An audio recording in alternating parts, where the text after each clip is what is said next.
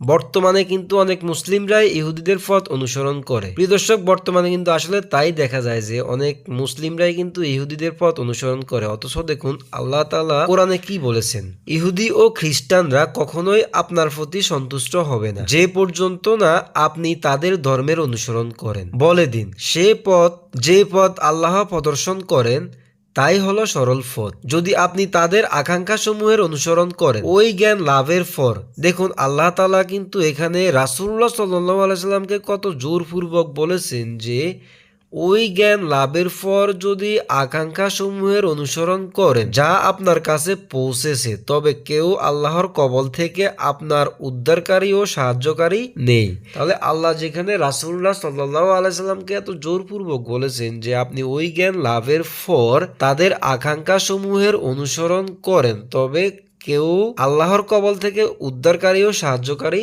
নেই। অথচ বর্তমানে কত মুসলিম বিশ্বকে দেখা যায় যে ইহুদি ও খ্রিস্টানদের আকাঙ্ক্ষা সমূহের অনুসরণ করে থাকে এবং অনুসরণ করেই আসছে। তবে যেখানে আল্লাহ রাসূলুল্লাহ সাল্লাল্লাহু আলাইহি সাল্লামকে এত জোরপূর্বক বলেছেন, তাহলে চিন্তা করে দেখুন যে আমরা যে ইহুদিদের অনুসরণ করে থাকি তাহলে আমাদের কি অবস্থা হবে। প্রিয় দর্শক, অবশ্যই আমরা এই গণ্ডির থেকে বেরিয়ে আসতে হবে, অর্থাৎ ইহুদি ও খ্রিস্টানদের অনুসরণ থেকে আমাদেরকে রক্ষা করতে হবে যদি আমরা আখিরাতে সফলতা অর্জন করতে চাই। তো বন্ধুরা, অবশ্যই আমরা ইহুদি ও খ্রিস্টানদের পথ অবলম্বন থেকে সরে আসবে ইনশাআল্লাহ। জাযাকাল্লাহু খাইরান।